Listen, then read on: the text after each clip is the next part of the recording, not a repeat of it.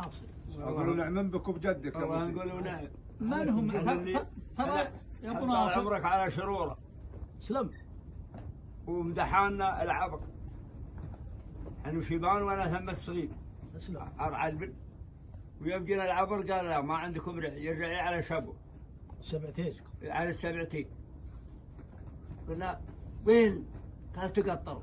تقطرنا الرجاج الضارة. المنقاح. وقدمنا وردنا عليه على عدوده وعلى وشاربها من حدره على الزهره وعلينا الرجال اللي قطرانا ومنانا من كل شيء لين رحنا منهم سلام بسلام.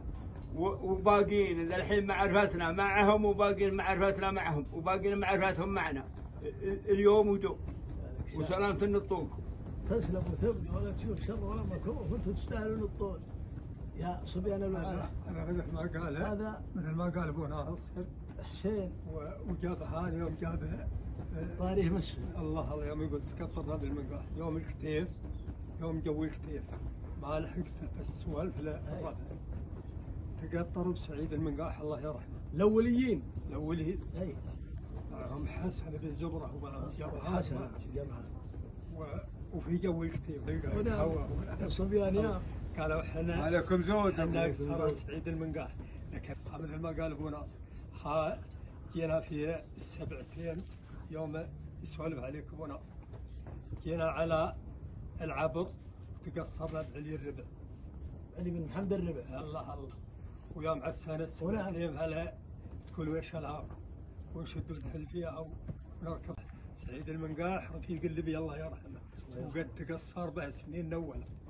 يا ربو عليك قال مرحبا يا القبائل انا قطيركم الله وخلوكم راتعين وامنين.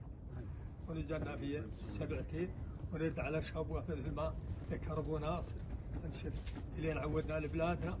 وسعيد المنقاح الله يرحمه ذكره عندنا مثل القمر. عليكم زود تستاهلوا ولا الرث الا عيال طيبين السابق. الله هذه علوم كفوا ويستاهلون. عليكم زود انتم اهل العلوم الغالبه. جاورناكم تالي المرحله وسيرناكم وخويناكم نعم الخوه والنوه والمجوره.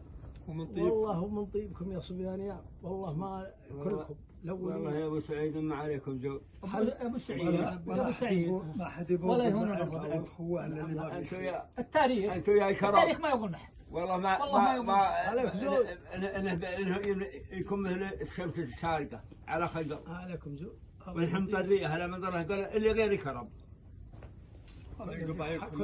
كل فيها حقه لكن كرم زود. لكن كرم رجال النظيفين جاوا في الديره الله يستر عليكم جاوا في الديره ونظيفين كلهم ولا تحرى منهم الا العلوم الطيبه والعلم اللي يرفع الراس.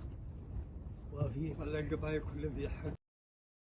كل مشرق يوم كل سبعتين انتم الحين والله ان شاء العرب ذي ما له ماضي ما له حاضر.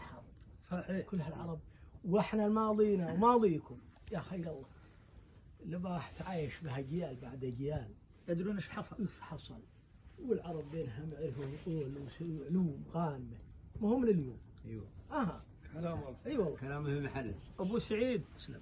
اقول لك الكلام اللي قد قلته عيد اهلك. اسلم. انا من يوم خلقت يمكن الشيبان ذا اكبر مني واعرف مني وراحوا وجاوا لكن كان عندنا شايبي طول عمره من شيباننا قال له جبهان ويحدثنا تقص علينا يقصص يوم راحوا يومهم على شبوه ولا تكلم قال تقطرنا بالمنقاح شددنا المنقاح جابنا المنقاح خلصنا المنقاح راح بنا المنقاح. وانا والله اني معل ولا اعلم اول شيء في ذاك الحين ماني صغير توي ولا ادري والله من ودارت الايام يا طويل العمر الى ان تعرفنا ان شاء الله على ما قال معز المباركه والله مضوين ابن المنقاح عندي اسمع والامور يا ابو سعيد فيه رجال طال عمرك ماتوا وما مات ذكرهم ولا راحوا من الوجود وبه رجال موجودين ولا. الشاعر العربي يقول قد مات قوم وما ماتت مكارمهم قد عاش قوم وهم بالناس امواتا.